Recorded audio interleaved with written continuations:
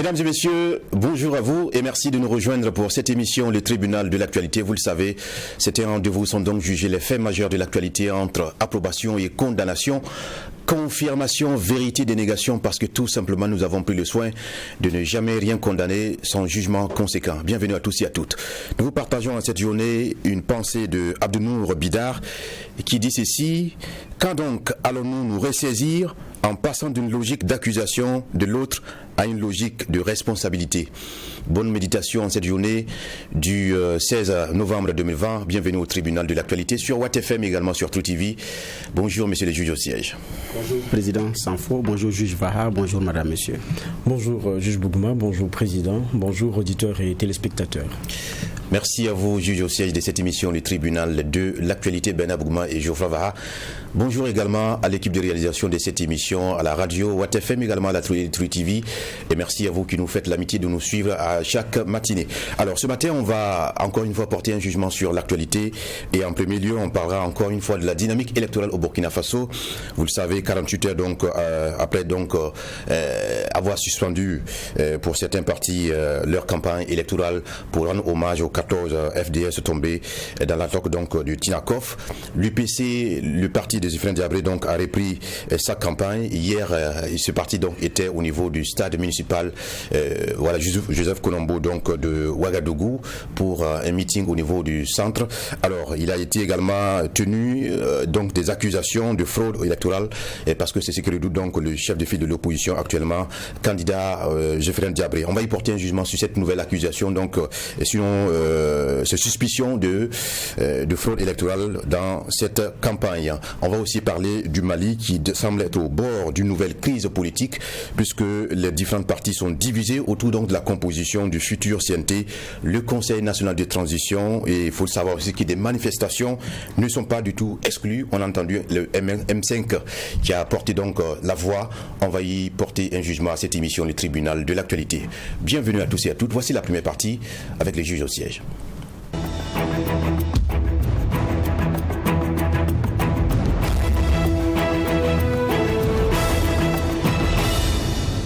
Benavouma, la parole. Merci président. Alors aujourd'hui c'est lundi, donc je commence par souhaiter un très bon lundi à tout le monde, un très bon début de semaine et également une bonne semaine parce que nous sommes aussi dans la dernière ligne droite de cette année électorale, pour ne pas dire ce mois électoral. Donc lundi prochain à l'heure qu'il est, nous serons dans les décomptes en attendant effectivement les résultats pour les élections couplées présidentielles et législatives du 22 novembre, donc du dimanche prochain. Donc c'est souhaiter également du courage à tous ces militants des partis politiques et à tous ceux également qui sont impliqués d'une façon ou une autre dans cette campagne, de façon directe ou indirecte, parce que il y en a qui veulent, qui ne veulent pas, mais effectivement qui sont dans cette campagne. Les hommes des médias, les organisations de la société civile, ceux en charge des questions sécuritaires et toutes ces personnes qui veillent pour que tout effectivement se déroule très bien. Donc, et pour le reste, comme je l'ai dit, c'est souhaiter beaucoup de courage à tout ce beau monde-là et souhaiter que la journée se passe bien. Alors, le second avant-propos, c'est la Côte d'Ivoire. La Côte d'Ivoire où l'opposition pose effectivement un certain nombre de conditions, effectivement, pour qui sont appelées actes d'apaisement. Pour eux, ça passe par la levée du blocus autour des résidences de tous les leaders des partis politiques de l'opposition.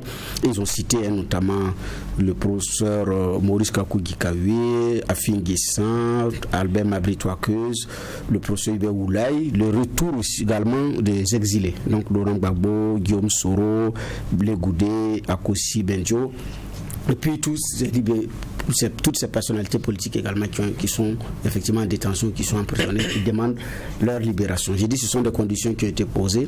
Donc la Côte d'Ivoire certainement a choisi la voie du dialogue. Il y a effectivement des préalables. Chacun fixe ses conditions avant éventuellement la rencontre. On propose également de trouver un facilitateur neutre qui puisse effectivement incarner la confiance.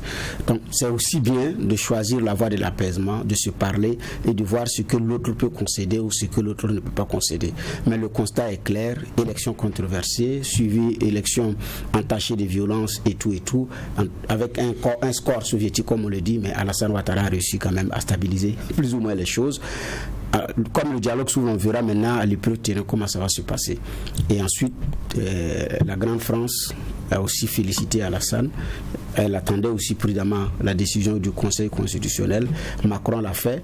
Donc pour ceux qui redoutent également du soutien de la France, pas venir, ça va venir, ça ne va pas venir, vous l'avez aussi. Donc comment est-ce que les Ivoiriens maintenant vont aborder, je dis bien, entre ce cap d'une élection imparfaite et la voie de la violence? Donc qu'est-ce qu'il faut faire le choix? J'ai dit ça appartient aux Ivoiriens, mais c'est une négociation en tout cas qui commence à travers déjà ce qui est déjà fixé comme préalable. Peut-être que le camp Alassane aussi va poser ses préalables, qui passe par reconnaître Alassane aussi comme président légitime et légal de tous les Ivoiriens. Avant toute chose, on ne sait pas comment est-ce que ça va se passer naturellement. C'était là comme ce que j'avais comme propos, la Côte d'Ivoire, et espérons que tout se passe bien pour le bonheur des populations. Évidemment. Merci à vous de partager donc cette pensée pieuse à cette population de Côte d'Ivoire et de l'Afrique. Maintenant, adressons-nous à Geoffroy Vaha pour entendre ses avant-propos du jour. Oui, merci Président. Moi, mon avant-propos va concerner le Ghana avec Rawlings, dont la mort a touché plus d'un. C'est pas seulement au Ghana, au-delà des frontières, puisque c'est un grand monsieur. On en a parlé ici en avant-propos. Maintenant, il y a le NPP et NDC, qui sont les deux partis qui sont vraiment en lice pour la présidentielle prochaine, qui aussi sont en train de donner un visage qui n'est pas forcément réduisant. Il y a comme une bagarre à couteau tiré sur la question des hommages à l'homme. Le NDC, dont le Jerry Rawlings représente le fondateur, qui pense, et donc parti d'opposition, qui pense que c'est le moment pour eux de rendre hommage à l'un des leurs, et qui a écrit les bonnes pages de la démocratie politique de ce pays-là, parce qu'il est quand même le premier président élu démocratiquement. Et il y a le NPP qui estime, donc parti au pouvoir, qui estime que c'est un ancien président, et donc Rawlings n'appartient pas seulement qu'à son parti politique, il appartient à tous les Ghanéens, et donc il faut lui rendre hommage. Maintenant, le problème, c'est que dans un contexte de campagne électorale, dans un contexte de course à la présidentielle, tout est vu comme outil marketing politique. Et aujourd'hui, c'est le problème qui est posé sur l'hommage à rendre à un grand monsieur comme John Rawlings. Et on entend même des propos comme ceux de certains membres de l'opposition, non des moindres, qui disent que si d'aventure le MPP continue dans sa dynamique de vouloir récupérer les choses et d'en faire un avantage politique, eux, on sait qu'ils n'iront pas jusque-là, mais ils l'ont dit, on va déterrer notre Rawlings et aller l'enterrer nous-mêmes encore une nouvelle fois de la façon dont nous voulons. Donc voilà ce que c'est en train de donner comme visage au niveau du Ghana. C'est clair que Rawlings dans sa vie était très loin de cette façon de voir les choses et de ces clivages non intéressants. Ça ne fait pas forcément honneur à l'homme, mais qu'est-ce que vous voulez?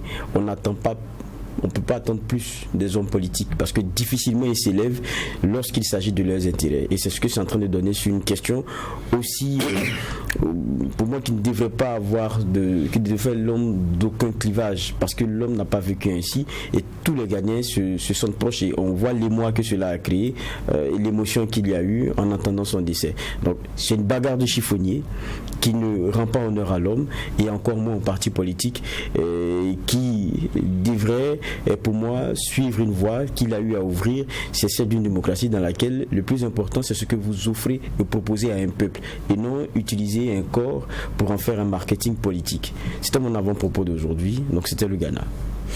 D'accord, merci à vous de partager ce regard sur cette actualité ghanéenne et africaine, donc à cette émission, le tribunal de l'actualité. Mesdames, Messieurs, la première affaire est donc la dynamique électorale en cours au Burkina Faso, et on a vu certainement justement tous les partis qui sont en ordre de bataille. Dans exactement 4 jours, ce sera la fin donc des meetings de façon officielle pour aller à la consultation des populations dans les urnes.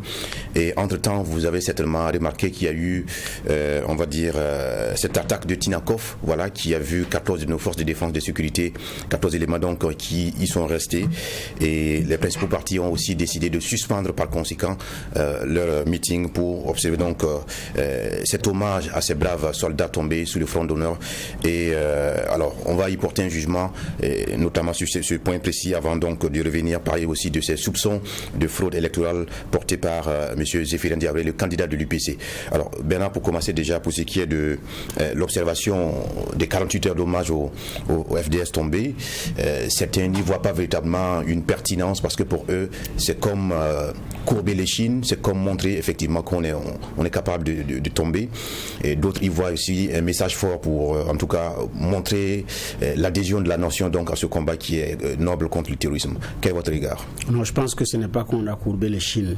Marquer un temps pour rendre un hommage digne aux combattants, récupérer le flambeau et continuer, s'impose. Donc il y a des moments de trêve dans toute compétition, comme la campagne électorale, c'est un moment de compétition.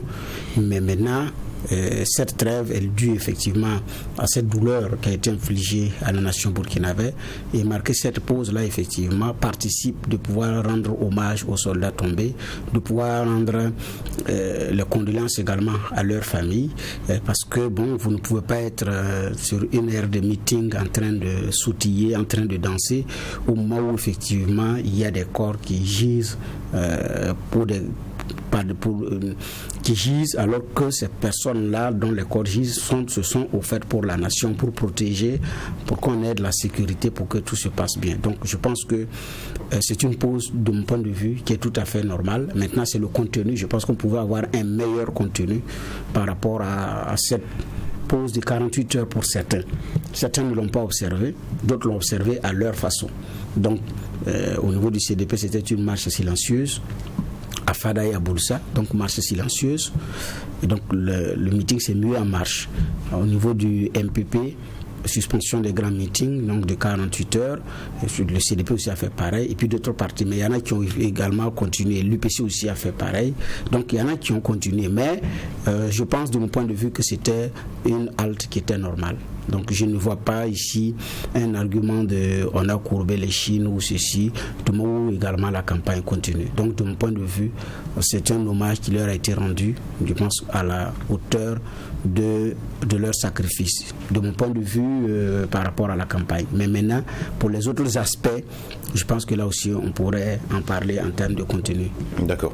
Geoffroy, pour certains, ça aurait pu être le moment propice pour les candidats de porter ce message fort donc à l'endroit des populations sur leur engagement, sur leur offre justement quant à la lutte contre le terrorisme, plutôt que de suspendre et chacun se retrouve dans son coin. Non, je pense aussi que pour ce qui s'est passé et le nombre de morts, il y a de façon logique pour moi à marquer ne serait-ce que le moment pour dire qu'il y a quelque chose qui s'est passé. On est en campagne, c'est vrai, on est dans une course à la présidentielle, mais c'est pas ça seulement l'intérêt majeur, c'est que la vie elle continue et la vie de la nation aussi continue. Et il y a des gens qui ont fait le serment de la protéger au péril de leur vie. Et quand ces personnes-là tombent, je pense que ce n'est pas ingrat que de marquer un arrêt et de dire on pense à vous. Et ça pour moi c'est très important. Maintenant l'arrêt seul ne suffit pas. Il y a un contenu à y mettre. Peut-être c'est ce qu'on n'a pas senti. Maintenant deuxièmement, il y a aussi que la question de la sécurité est la question principale et primordiale pour ce qui est de ces élections-là.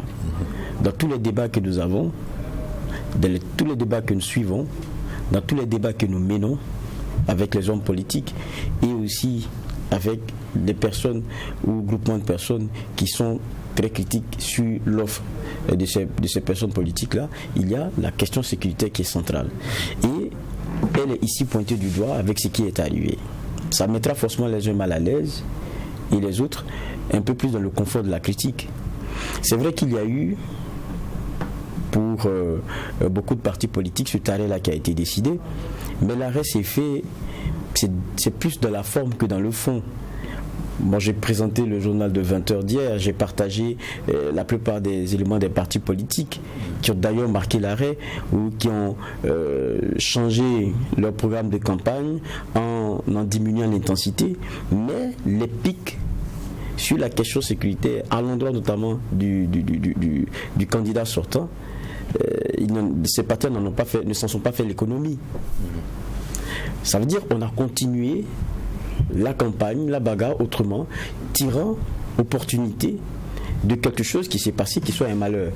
Je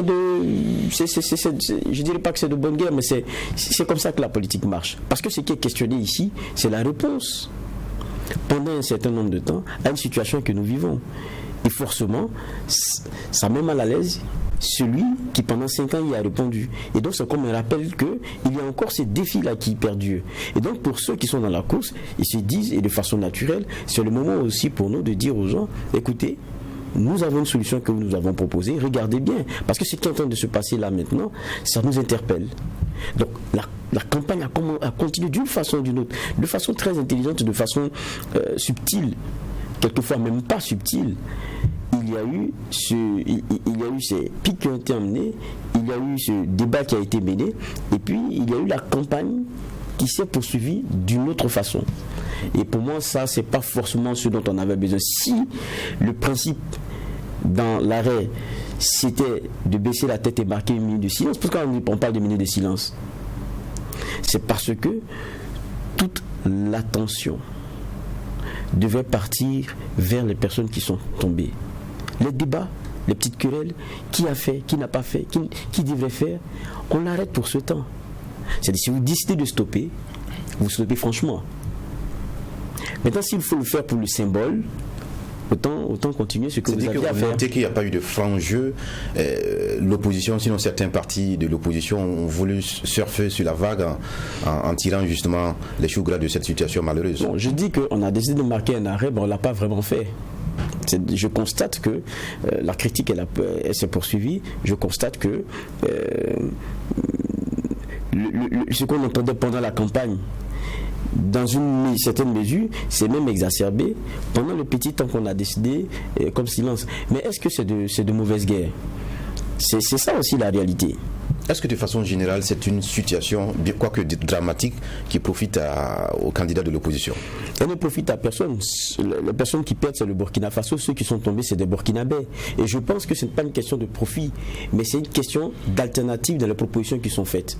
Et il est une réalité. Vous avez à charge la sécurité d'un lieu, et si vous êtes dans la dynamique, je dis c'est dans l'une de vos prérogatives, si vous êtes dans la dynamique de vouloir rébelloter, écoutez, ceux qui veulent entrer, ils diront que voilà, le dernier événement nous montre qu'eux n'ont pas pu le faire. Ça c'est naturel. Ça c'est naturel. Et forcément, tout le temps de la campagne, même si quelque temps avant le vote, il y a ce type d'éléments-là, ça fragilise plutôt celui qui a les manettes. On l'a vu, c'est pas seulement un cas burkinabé. Vous prenez le cas des États-Unis, on prend la question de Covid-19.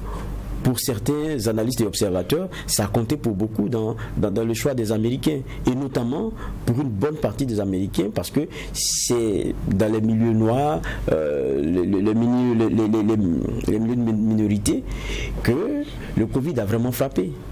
Quand vous prenez certaines classes sociales, bon, vous prenez le ratio de mort, ça n'a pas été pareil, et ça a durci un peu le ton sur un certain nombre de chapitres. Et quand vous regardez la nomenclature des votes, vous comprenez un peu ce qui s'est passé. Donc il y a des choses, il y a des événements qui arrivent. C'est-à-dire que le conjoncturel peut aussi influer que le structurel. C'est de ça qu'il s'agit. Où à un moment donné, tout le monde regarde à travers un prisme et oublie les autres choses. Mais c'est normal, c'est un peu l'avantage et le désavantage d'être celui qui sort.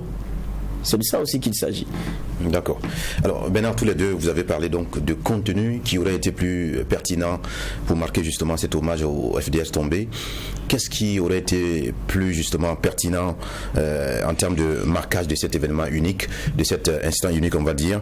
Parce qu'il y a aussi des idées qui ont fusé. On a vu le post d'indignation de notre confrère Boukari Woba qui parlait, qui faisait le constat qu'il est étonné qu'il n'y ait pas eu d'une sorte de meeting unique qui réunissait tous les partis, peut-être à la place des nations, pour marquer d'une pierre blanche cet engagement-là, justement, à lutter contre le terrorisme ensemble. J'ai pensé à la même chose. Donc, ça aurait donné une autre coloration à cet événement. Donc, les familles se sentiraient effectivement protégées par tous ceux qui prétendent vouloir les diriger au terme de ces élections. On sentirait également que les Burkinabés, malgré que sur les terrains de meeting s'entre-déchirent de façon verbale, je veux dire, et que chacun tense l'autre, quand on parle de nation, quand on parle de patrie, ils parlent le même langage, ils sont sur les mêmes terrains de meeting, sur un même site, et demander à leurs militants également que pour les questions sécuritaires, on cesse la politisation, on cesse d'indexer, mais qu'on puisse parler d'unisson et qu'on puisse effectivement se comprendre. Mais là, effectivement, ça va se faire attendre et ça risque de ne même pas venir. Et c'est ce qu'on a vu. Alors que je pense que c'était un moment unique de pouvoir le faire. Et donc, s'attraper les mains, et puis parler et inviter les uns les autres. Mais difficile également, voire impossible de demander ces choses-là à des gens qui profitent de cette situation pour battre campagne, comme Geoffroy l'a dit. Parce que certains m'ont dit, c'est d'ailleurs l'occasion pour vous d'ouvrir les yeux et de savoir qu'ils ne sont pas la solution. Et donc, ça c'est la preuve. Les autres également diront, c'est la preuve que nous devons doubler de vigilance. C'est la preuve que nous devons effectivement nous resserrer le coude, mais ce n'est pas ça qui va nous faire reculer, parce que pour la patrie, nous n'allons pas, il n'y a aucun sacrifice de trop. Donc, ils l'ont politisé depuis le début, et la politisation continue, et donc il ne faut pas leur demander en pleine campagne, où certains ont trouvé une belle occasion d'avoir des arguments béton, d'avoir des arguments solides pour pouvoir renforcer leur cote de popularité, de ne pas le faire. Mais un observateur d'ailleurs disait que certains partis d'opposition doivent leur poids actuel au contexte sécuritaire. Donc, mais la réalité aussi, effectivement, elle est là implacable. Donc tous les intervenants commencent par la sécurisation, par la lutte contre le terrorisme, avant de passer aux autres. Vous regardez dans cette campagne, les secteurs porteurs, l'énergie, les mines, les infrastructures, l'eau, sont pratiquement relégués au second rang, peut-être même au 3e, 4e rang. On n'en parle même pas. Sur les plateaux, les gens ne parlent même pas des secteurs porteurs. Employabilité des jeunes, ça peut patienter. Ça, c'est quand on a fini de ressasser tout ce qui est problème sécuritaire avant d'accorder une mince partie à ces questions-là. Tout à l'heure, j'ai tenté de vous couper. Je voulais vous poser la question à savoir, est-ce qu'à la décharge de ces personnes qu'on pourrait qualifier de pécheurs d'eau trouble, on ne peut pas dire qu'aujourd'hui, il y a quand même tout de même un président qui est toujours en place, il y a un président candidat qui devait impulser la dynamique en appelant justement les uns les autres à s'unir dans un instant solennel. Mais c'est ce que j'ai dit. Il avait ce discours d'indexation. Le parti au pouvoir l'a exercé à un moment donné, où on indexe, on cherche des explications. Alors que l'heure n'était plus aux explications, l'heure était aux solutions. Et après, le discours a changé, on parle maintenant unité, on parle unisson, on appelle les uns les autres effectivement à s'unir pour défendre effectivement la patrie. Ça, c'est un message qui est déjà positif. Et dans ses sorties, il dit nous n'allons pas courber les chines, il dit nous n'allons pas négocier, mais il faut que nous nous ressoudons. Là, il le dit. Maintenant, en pleine campagne électorale, où toutes les voix sont étouffées parce que chacun parle, mais personne n'écoute l'autre forcément, et donc il y a effectivement les réalités. Mais à supposer que le président dit le président candidat dise écoutez, appelle les autres candidats à un rassemblement ensemble pour pouvoir lever le poing ensemble et chantons, unissons ensemble. En tant que candidat, le message peut passer, le message peut ne pas être passé parce que ça va dépendre du camp en face.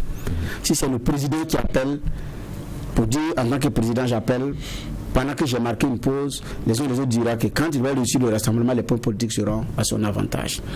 En tant que candidat aussi, je dirais que comme il est au pouvoir, c'est un président qui a un bilan, un candidat aux abois qui cherche par tous les moyens. Donc, nous n'irons pas. Donc, c'est également un couteau à double tranchant. Est-ce que ça a traversé un coin de sa tête et finalement il a laissé tomber l'idée? Ça, je ne sais pas. Est-ce qu'il n'y a même pas pensé? Là aussi, je ne sais pas.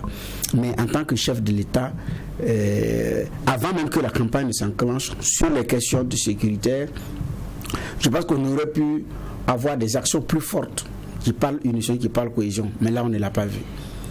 Donc, c'est vrai qu'il y a eu des rencontres. Le cadre de dialogue politique en a parlé. L'Assemblée nationale a joué sa partition. Mais au plan chef de l'État, président du Faso, appelle avec des actes forts à l'unisson. Ça manquait au bilan de Roch. Et ça aussi, maintenant, ce n'est pas à l'issue de l'attaque et une parenthèse de 48 heures qu'il va réussir à faire ce qu'il n'a pas pu faire depuis qu'il a été élu président du Faso. Et donc, l'accueil n'allait pas, de mon point de vue, sans présager d'un quelconque mode d'accueil, je ne crois pas savoir que ça allait pouvoir marcher comme on l'aurait souhaité de mon point de vue. Il aurait peut-être tenté pour voir, parce que... C'est ce que je dis. Geoffroy, est-ce qu'on a manqué un instant de parler à l'unisson, de parler patriotisme, de parler défense de la patrie ensemble avec tous les candidats? Quel aurait été le contenu le plus pertinent selon vous? Je pense qu'on a manqué quelque chose. Il y a peut-être 13 candidats à la présidentielle et que ces personnes-là étaient en train de parcourir le pays profond. Maintenant, quand vous avez tous décidé de mettre une halte, je pense qu'on rentre dans Ouagadougou pas plus difficilement que ça. Et donc, on aurait pu avoir en tout cas ces 13 personnes-là ensemble pour dire quelque chose. Parce qu'en ce moment, il n'y a plus de président sortant, il n'y a plus de président entrant, il n'y a que des candidats qui parlent d'une situation qui est celle du Burkina Faso et d'un malheur qui est arrivé. Maintenant, quand on décide de faire la minute de silence, c'est un peu, je caricature, quand on décide de faire ensemble une minute de silence, bon, pas ensemble, quand on décide de faire une minute de silence, je ne pense pas qu'on baisse la tête et puis chacun s'envoie les pics en même temps. Ça ne fonctionne pas comme ça. C'est le temps de l'introspection, mais c'est le temps de penser uniquement à ceux qui sont tombés. Je pense que c'est ça le plus important. Et donc, si pour les uns et les autres, c'était très important de marquer ce moment-là, je pense qu'on aurait pu le faire encore mieux. Ce que le confrère avait proposé au bas, c'est quelque chose qui n'aurait pas surpris, mais qui serait félicité par tout le monde, parce que ça aurait été un geste fort. Maintenant, ça n'a pas été fait. Ça l'a pas été. C'est dommage. On aurait pu attendre mieux que cela. Maintenant, moi, dans ma critique, je ne fustige pas le fait que la question sécuritaire, on en veuille à celui qui le gère, on passe au crible la proposition de celui qui le gère parce que il y a des situations qu'il met à mal. Pour moi, c'est pas ça. Et puis le but de la campagne, c'est ça, à la fin. Mais seulement, c'est que lorsqu'on a décidé d'un moment de stopper les choses, à un moment de stopper les choses, parce qu'il y a un malheur qui est arrivé, on le fait pleinement. Quitte après à reprendre nos débats, quitte après à analyser, quitte après à dire que c'est la faute de celui qui ne répond pas au mieux et que moi j'ai la meilleure des réponses sur la question sécuritaire. Et puis je ne crois pas que ce soit les partis politiques ou les candidats qui ont mis la question sécurité au premier plan. Je pense qu'on a vu ce que nous a donné des rapports comme le Présimètre, on le voit tout le temps évoluer et tout, mais depuis plusieurs années maintenant, c'est la question sécuritaire qui est au top, parce que tous les Burkinabés ont ça dans leur téléphone et se demandent quand est-ce que ça va finir. Regardez, quand on voit le nombre de déplacés en train de grandir, c'est des choses qu'on ne connaissait pas dans ces proportions-là au Burkina Faso. Et quand on voit certains clivages qui sont en train de se créer, parce qu'en fond, il y a cette question sécuritaire-là, et c'est clair qu'on ne peut pas parler d'autre chose en premier, parce que tout est lié, et ça d'abord. Vous comprenez? Donc, c'est logique que ce soit la question qui cristallise les attentions aujourd'hui. Mais si vous avez décidé de marquer une halte, je pense que vous le faites bien. Ils l'ont marqué, mais ça ne l'a été que de symbole, que de cosmétique, parce que dans le fond, d'une façon ou d'une autre, le cœur de la campagne, qui est le jeu des invectives, le jeu des pics et le jeu de c'est pas bon, c'est toi, ça a continué. D'accord. En tout cas, on a fait le constat qu'il n'y a pas eu une action concertée des différents acteurs donc, dans ce jeu électoral. Chacun y allait, en tout cas, du mieux qu'il peut. Et on a constaté que l'UPC, le parti des Effénés Diablé, également marqué une pause dans sa campagne de 48 heures. Et à la reprise, c'est le stade municipal de Ouagadougou, stade Joseph Issoufou Zonef Colombo, donc c'est le nom officiel de cette enceinte-là, donc qui a reçu le parti du Lion ce dimanche 15 novembre 2020 pour le grand meeting du Kadiogo. Alors, les micros et caméras des journalistes ont capté cette phrase qui retient donc notre attention. En tout cas, il faut dire que Zéphirin Diabré redoute encore une fraude électorale. Il a dit ceci: nous avons eu des informations qui nous alarment sur des possibilités de fraude électorale. Un de nos amis a capté un message où on a l'intention de demander au haut commissaire et au préfet d'envoyer la liste des gens qui sont dans les commissions électorales provinciales indépendantes CPI et des commissions électorales communales indépendantes CCI. Et donc, il lance un appel à tous ceux qui sont dans le bureau de vote de ne pas se laisser acheter afin que l'on puisse avoir des élections transparentes. Alors, c'est des accusations qui sont en tout cas partagées par un certain nombre de médias. Ça nous inquiète aussi. Alors, Bernard Bougouma, ce n'est pas la première fois que le chef de file de l'opposition, aujourd'hui n'est plus chef de file, il est candidat, et donc porte des suspicions de fraude électorale. Qu'est-ce que cela vous inspire? C'est toujours dans la même lancée. Il a ses preuves, il a toujours dit. Et moi aussi, j'ai toujours dit que quand il y a des preuves, c'est de les reverser à qui de droit, pour que ce ne soit pas des accusations faciles à ce niveau de responsabilité. Je dis bien responsabilité en pesant mes mots, responsabilité liée à la qualité de l'homme qui dit de tels propos, mais responsabilité aussi par rapport au contenu, à la nature des accusations. Donc, de mon point de vue, ce serait bien qu'il tire sur la sonnette d'alarme, mais ce serait encore mieux que des éléments de preuve également puissent être apportés. J'avais dit, quand il avait dit également que il y a des machines que le parti au pouvoir a fait venir et qui font un travail parallèle par rapport à des inscriptions parallèles, j'avais dit qu'il était également nécessaire que la justice puisse l'entendre pour en savoir davantage. J'en ai eu pour mon grade, pour mon compte, mais je pense que c'était nécessaire pour garantir également la transparence et la crédibilité aussi de celui qui l'a affirmé. En 2015, sur deux sites, d'abord du côté de Ouaga 2000 et ensuite à la gare Ouaga Inter, c'est le même parti aussi qui avait eu la primeur et qui alertait les médias par rapport à ces cartes d'électeurs frauduleuses qui étaient en train d'être confectionnées, qui ont été retrouvées d'abord dans un cybercafé et puis ensuite à Ouaga Inter. La justice en est saisie, la CENI est sortie pour dire que son système est imprenable, il n'y a pas de problème, il n'y a pas de crainte, et que même si des gens arrivent à confectionner, ils ne pourront pas intégrer également au niveau du fichier de la CENI. Donc ça a été effectivement dit, et finalement la justice a été saisie. À la fin, il n'y a pas eu grand-chose, mais l'UPC en son temps avait dit qu'elle n'a pas formellement posé plainte, elle est dénonciatrice, mais elle ne s'est pas constituée partie civile dans cette affaire-là. Donc, bref, j'ai dénoncé, mais je n'ai pas envoyé l'affaire en justice. Et puis le chapitre, effectivement, a été clos et on est passé à autre chose. Ensuite, il y a eu après, et d'ailleurs, ces mêmes cartes d'électeurs, cette tentative présumée de carte d'électeur a été utilisée par l'ex-CND pour légitimer et justifier le coup d'État de septembre 2015. Ça a été dans le justificatif, transition des biens et tout, mais ça a été ajouté également les tentatives de fraude électorale par rapport aux cartes qui auraient été trouvées. Ça avait été également utilisé comme un argument. Et les autres avaient dit, effectivement, des arguments ont été brandis. Et jusqu'à ce qu'on continue encore pendant l'enrôlement, lors d'une de ces sorties, ils disent également qu'il y a des informations par rapport à une telle situation. Et en pleine campagne, à une semaine des élections, une telle information également sort. C'est pourquoi j'ai dit c'est bien, mais c'est mieux également de donner les éléments de preuve, de donner les indices pour qu'on puisse effectivement aller plus loin. Lors d'une conférence de presse du chef de file de l'opposition, il avait été dit également qu'il y a un ministre de la République qui avait convoyé les étudiants dans le Kourouéro pour s'enrôler en vue de ces élections-là. Alors que ceux de Ziniaré avaient effectivement été appréhendés, mis aux arrêts et puis le véhicule avait été conduit en fourrière. Donc, là aussi, nous avions demandé est-ce que l'opposition a ses preuves, est-ce qu'elle peut dire qu'il y a des preuves, il y a des vidéos, il y a des photos, mais jusqu'à présent, je ne sais pas si ça a été reversé à la justice ou pas, mais c'est resté ainsi. Donc, et après, quand une telle accusation arrive, c'est pourquoi j'ai dit, je maintiens que, compte tenu également de la gravité des faits, de mon point de vue grave, il va falloir également pousser le bouchon plus loin pour en savoir davantage. Parce que si c'est vrai, c'est grave. Si ce n'est pas vrai aussi, c'est grave. Oui, mais parce que nous sommes en période électorale et puis parce que si c'est pas vrai, c'est comme si c'était de la manipulation. Et si c'est vrai, c'est très grave également, parce que ça peut entacher la crédibilité du scrutin et nous ouvrir à des lendemains incertains après les élections, quand c'est entaché d'irrégularité, de corruption, de fraude massive.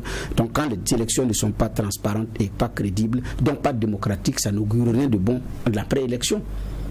Alors que quand le scrutin est un scrutin de qualité, garantie de transparence, crédibilité, tout et tout, le vainqueur félicite et les vaincus félicitent le vainqueur. Tout le monde est content parce que ça a été battu à la régulière. C'est pourquoi j'ai dit que si c'est pas vrai, c'est grave, et si c'est vrai aussi c'est grave. Voilà. Geoffroy, certains observateurs avaient justement marqué leur étonnement quand M. Zéphirin Diabré avait avec véhémence parlé de l'audit international, alors que c'était simplement dans les tuyaux. C'était un simple fait donc de la CENI, qui était d'ailleurs une tradition au Burkina Faso d'auditer de façon internationale le fichier. Aujourd'hui, il parle encore de soupçons de fraude, alors que véritablement les preuves ne sont pas très saisissables, même s'il parle des informations qu'il ne détient pas devant lui. Est-ce que M. Diabré se met dans une position où il exagère, ou attire l'attention des populations sur des pouvoirs de fraude qui ne sont pas pour l'instant constatables? Qu'il exagère, nous ne pouvons pas... on ne peut pas apprécier ici. On a bien envie de lui demander pourquoi cet esprit ne lui quitte pas depuis cette élection, contrairement à 2015. Mais c'est vrai que taper UPC, Zéphirin, dénonciation fraude, vous allez voir que Google n'a pas oublié beaucoup. Hein. Évidemment. Il y en a plein. Il y en a tellement. Depuis 2012 jusqu'à maintenant, vous regardez, il y en a plein quand même. Il y en a plein. Et peut-être, c'est que à la fois, ça attire l'attention, mais à la fois aussi on se demande mais qu'est-ce que les autres dénonciations sont devenues.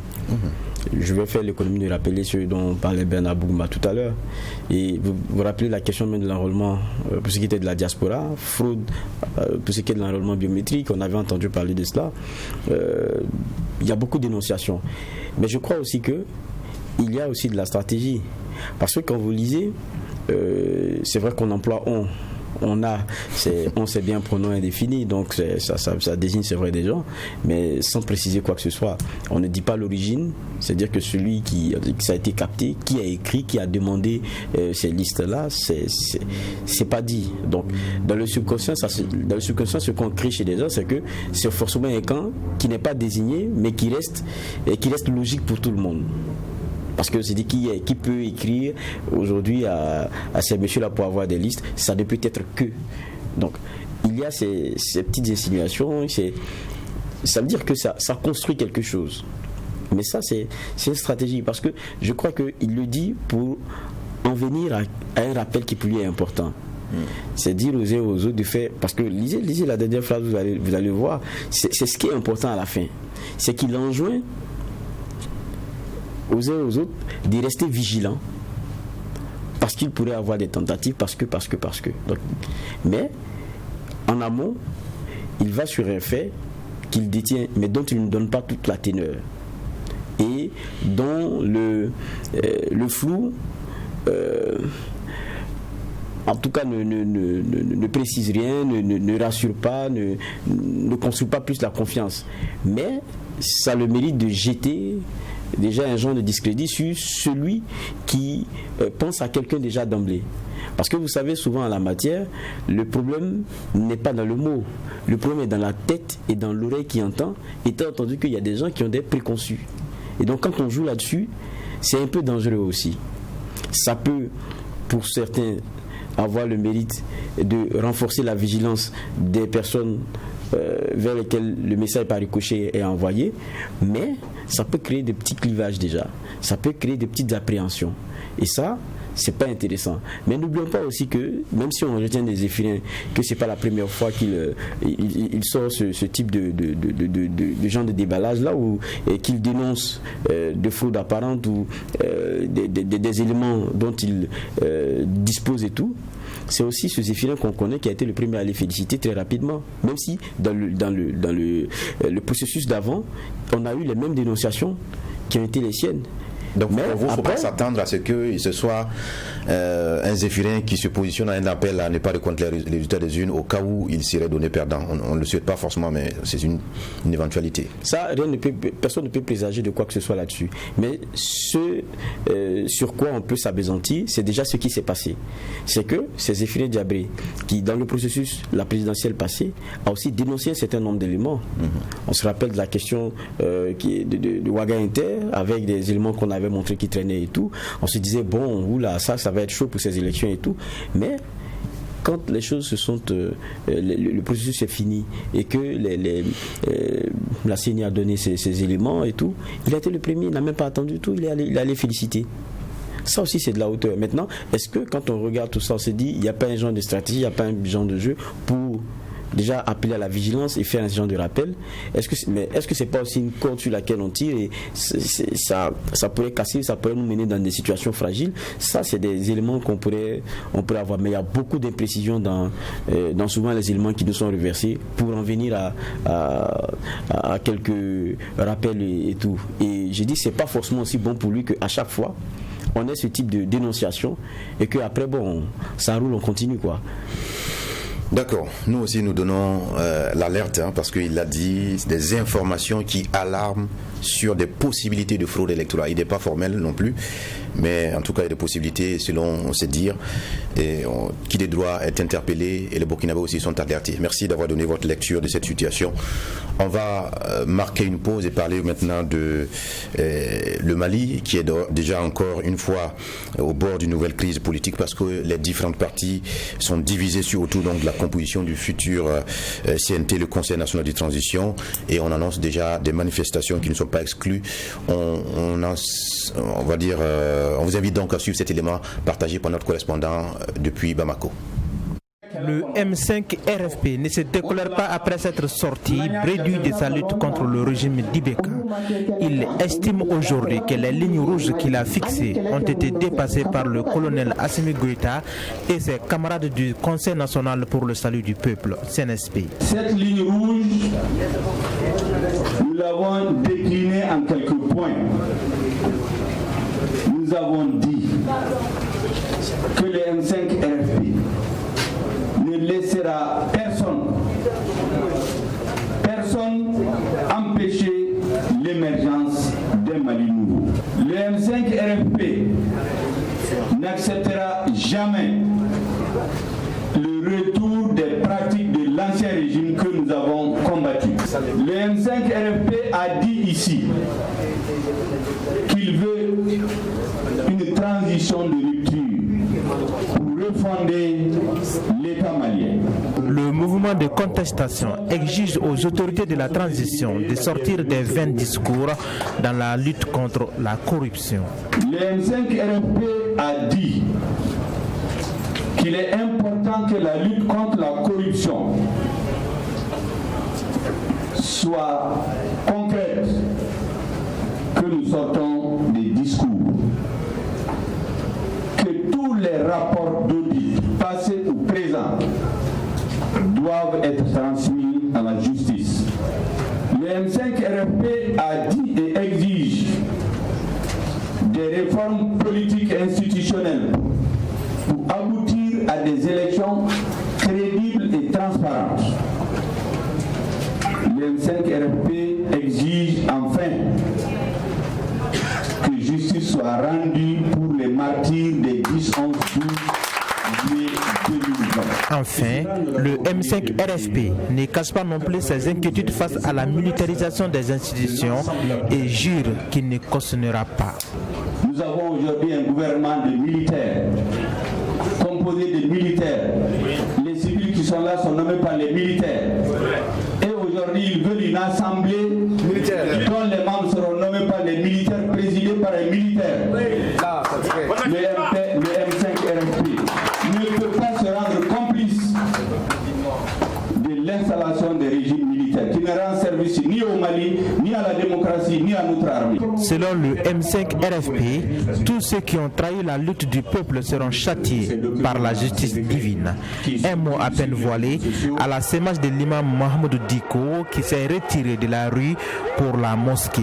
Le mouvement de contestation envisage d'envahir la rue dans les prochains jours en vue d'exiger le changement espéré par le peuple malien. Voilà, merci à notre correspondant sur place à Bamako, Bourema Soulou, pour cet élément donc, qui est une conférence de presse donnée par le M5 RFP donc, sur la situation au Mali, notamment la mise en place du CNT. Alors, encore une fois, Geoffroy, on constate une crise de confiance entre, on va dire, les acteurs civils de la classe politique malienne, donc opposés encore une fois aux autorités militaires. Oui, et on l'a entendu, hein, ils n'y vont pas du dos de la cuillère parce que pour eux, il y a des militaires qui veulent s'accaparer de tout ce qui est expression du pouvoir à travers des institutions de la République.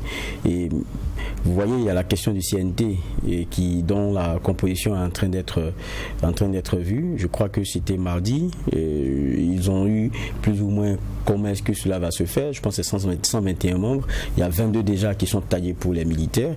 Et je crois que c'est à travers Goïta qui est encore le vice-président qu'on devra pouvoir désigner les autres. Étant entendu que si ma mémoire est bonne, la société civile devra avoir 9 membres et je pense le M5 RFP 8 membres. Donc du coup, ils se rendent compte que voilà encore quelque chose qui est en train de leur échapper. Si vous avez souvenance, lorsqu'il s'agissait de discussions, notamment pour la charte de la transition et de qui pourrait être président et tout, le M5 RFP avait usé de tous les moyens pour ne pas qu'il y ait du militaire à la tête. Il y a aussi eu la pression notamment de la CEDEAO et donc au niveau international pour que ce soit un civil. Bon, ils ont trouvé tout le moyen d'envoyer un militaire devenu civil, je ne sais pas si ça existe, mais dans tous les cas, celui qui est à la tête, c'est un ancien militaire. Et il y a le vice-président qui est militaire. Il y a le gouvernement qui a été créé. Je pense que le poste clé, quand vous prenez, c'est défense, sécurité, réconciliation nationale et administration territoriale.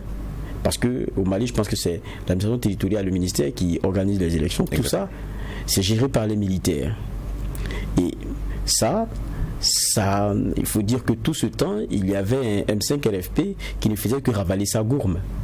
Mais qui avait vraiment mal et qui attendait son titan. Peut-être se disait le mouvement au CNT, on aurait peut-être une bonne part pour pouvoir au moins servir de contre-pouvoir ou avoir un genre d'expression qui soit celui qui vous mette à l'aise pour que vous soyez entendu. Et voilà que pour ce qui est de ce CNT, ça commence à être difficile. Et je crois que c'est pour ça qu'il commence à arriver dans les brancards et que avec le point de presse qu'il y a eu ce vendredi dernier, et donc dont Bourema Soulou, notre correspondant permanent, nous a fait le point, il a été rappelé qu'il y a la possibilité qu'ils puissent encore ressortir dans la rue, appelant même que les militaires pourraient subir la foudre de Dieu si d'aventure ils continuaient d'insister dans leur dynamique. Donc il y a un mouvement qui est très remonté, mais on est dans une situation et dans un contexte qui est différent. C'est un mouvement qui avait beaucoup de force, c'est un mouvement qui avait l'assentiment du Malien parce qu'il y avait un dénominateur commun. C'était le rejet de Ibrahim Boubacar Keïta. Et même la pression de la rue n'a pas fini d'achever Ibeka. Ça l'a affaibli à tel point que c'était les militaires qui sont venus parachever le travail. C'est-à-dire ils ont achevé quelqu'un qui était déjà couché, quoi. Mais ils se sont taillés la part du lion. Et aujourd'hui, c'est ce que vit mal, c'est sur le M5 RFP. Maintenant, il y a des partis politiques, il y a tout cela dedans. N'oublions pas aussi qu'il y a un jeu qui est un peu difficile. Jusqu'à présent, je crois que sur certains éléments, ils se sont contenus. C'est que si vous y participez, je parle des différentes institutions qui sont mises en place pour ce qui est de la transition, vous ne pouvez pas aller candidater. Donc, ça freine aussi un peu les ardeurs. Mais n'empêche que même si vous pensez que vous pouvez candidater, vous pouvez bien positionner quelqu'un. Donc quand on vous dit que vous avez un certain nombre de sièges et que vous regardez que le militaire se taille toute la part du lion, il y a cette colère-là qu'on peut comprendre, c'est clair, de la part de ce mouvement. Maintenant, n'oublions pas aussi qu'il y a l'une des figures de proue, un poids non négligeable, qui est l'imam Diko, qui lui est retourné à sa mosquée. Comment réagit-il? Est-ce qu'il sera prêt encore à revenir dans la danse pour accompagner ce type de dénonciation quand on sait que les militaires venus l'ont choyé? Vous avez vu les premières visites, notamment d'autorités étrangères qui arrivaient au Mali. Il était presque dans le protocole. Est-ce que le fait qu'il se soit retrouvé dans sa mosquée n'est pas un genre de gentleman agreement? C'est les questions qu'on pourrait se poser. Et puis, que pèse ce mouvement aujourd'hui dans le contexte actuel? C'est de ça aussi qu'il s'agit. D'accord. Alors, Bernard, clairement, ce qui cause problème ici, c'est donc le manque de transparence qui entoure le processus de désignation des membres du CNT. Est-ce que les militaires ici sont en train de perdre en crédibilité du fait qu'ils sont en train de reprendre ce qui avait les griefs qui ont conduit justement à la chute du président Ibeka, à savoir donc ce manque de transparence dans la gestion des affaires publiques? Non, c'est pas les mêmes griefs par rapport à Ibeka.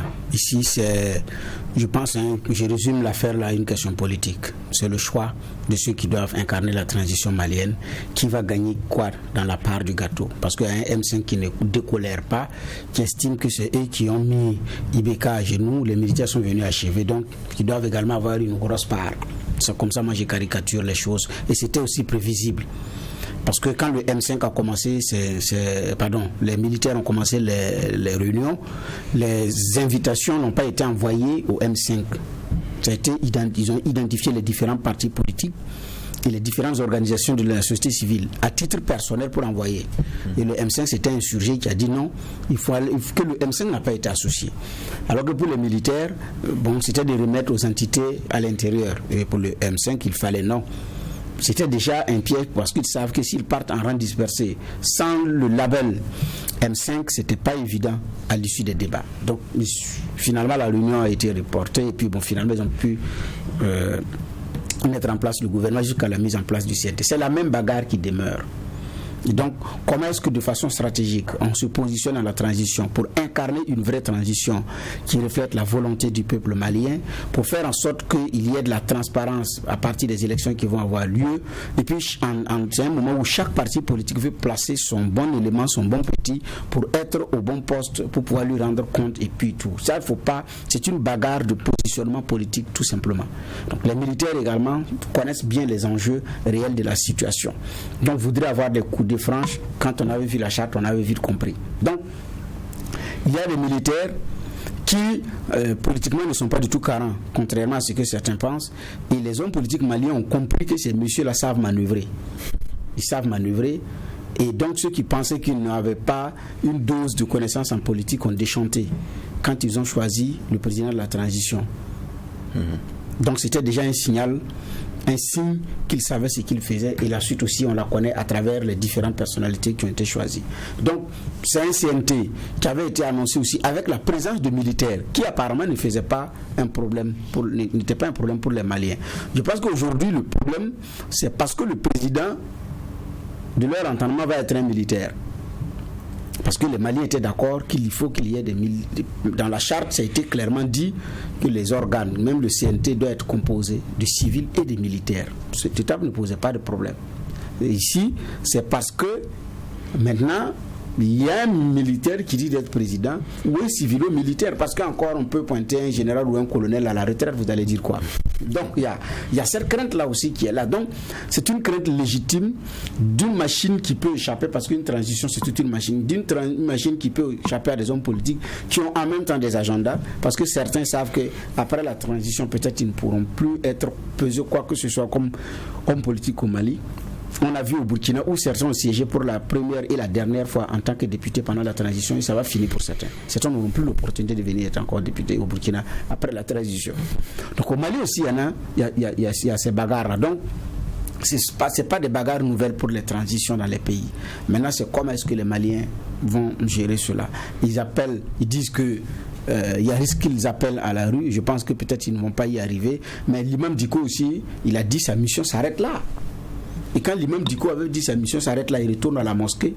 Mais il n'avait pas bougé avant la mise en place du gouvernement. Il était devant encore pour dénoncer les machinations des militaires. Beaucoup ont dit, imam, vous avez dit vous repartir à la mosquée. Il faut repartir à la mosquée. Ou bien les ablutions n'étaient pas terminées.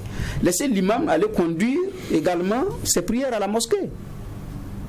Sa bataille, d'abord c'était pour que Ibeka enlève le premier ministre. Il ne l'a pas eu. Finalement, c'est Ibeka qui tombe. Il estime que sa mission est terminée. Mais laissez l'imam continuer. Il ne va pas pouvoir être là aussi pour piloter les choses s'il ne veut pas. Parce qu'il y a aussi le principe de la liberté. Évidemment. Donc, et c'est facile aussi de dire qu'il s'acoquine avec les militaires et tout, quand on sait qu'il n'a pas été tendre également vis-à-vis des mêmes militaires à un moment donné. Donc, c'est un imam aussi qui a lancé le ton pour que les mêmes hommes politiques qui parlent aujourd'hui puissent se rejoindre, parce qu'il a été la personne aussi qui a déclenché le mouvement. Et après, le M5 a été créé en quel moment? L'imam organisait chaque vendredi ces rassemblements. Des hommes politiques ne voulaient pas y aller. Maintenant, ils sont allés après. Ils ont obtenu un résultat ensemble. Mais l'imam estime que sa mission est terminée. De mon point de vue, il faut laisser l'imam également diriger ses prières et passer à autre chose. Éventuellement. Donc voilà, de mon point de vue. Je crois qu'on a vu quand même ce qu'a été le CNT du Burkina Faso avec ses forces et ses faiblesses. Est-ce que les Maliens n'ont pas attiré peut-être leçon de ce qui se passe aussi dans la sous-région pour se donner la chance de réussir aussi cette transition avec un CNT plus représentatif et crédible aux yeux de peuple africain? Je crois aussi que c'est ce que réclame un peu le M5 RFP quand vous regardez. Parce que quand on regarde c'est 121 députés, hein, logiquement, et 22 militaires, ça pose problème. Imaginez-vous les partis politiques. Ils sont 140 au Mali, on leur donne 11 sièges. Ça veut, c'est comme si on leur jetait quelque chose qui va créer la bagarre. Et ça, ils le voient, ils réclamaient 30% au moins. Donc, vous savez, c'est toutes ces frustrations-là qu'ils sont en train de mettre sur la place, parce que pour eux, il s'agit d'une assemblée qui va voter des lois, et donc il faudrait qu'elle soit représentative au moins de ce que la société malienne est dans son ensemble et dans ses fractions. Donc, les ratios devraient au moins respecter et être représentatifs de ce qu'on a d'éléments qui composent le Mali. Et pour eux, avec ce que les militaires sont en train de faire, c'est clair qu'on aura un CNT vraiment militaire, et ça, je pense que ça, pour eux ce n'est pas possible. Et puis je crois que c'est de bonne guerre quand même. C'est vrai que les militaires sont venus achever Ibeka, mais je parle de son pouvoir, hein, qu'on se comprenne. Mais ça ne leur donne pas aussi le droit de tout s'accaparer. Et puis je crois aussi que les Maliens ne sont pas sortis pour que quelqu'un ait tous les pouvoirs comme Ibeka à un moment donné et fasse ce qu'il veut, comme il veut, quand il veut. Je crois que les Maliens n'ont pas fait ce sacrifice-là pour cela. Et c'est ce rappel-là qu'ils sont en train de leur faire aujourd'hui. D'accord. Merci à tous les deux pour cette lecture de la situation au Mali. En tout cas, des manifestations sont attendues dans les prochaines heures selon notre correspondant et selon les informations partagées par le M5. On portera une attention particulière à cette situation et on y reviendra pour y porter un jugement à cette émission, le tribunal de l'actualité. On s'arrête là pour aujourd'hui. On vous retrouve demain mardi pour la deuxième convocation du tribunal de l'actualité. Que la paix nous fasse la guerre, que la guerre nous fasse la paix. Au revoir.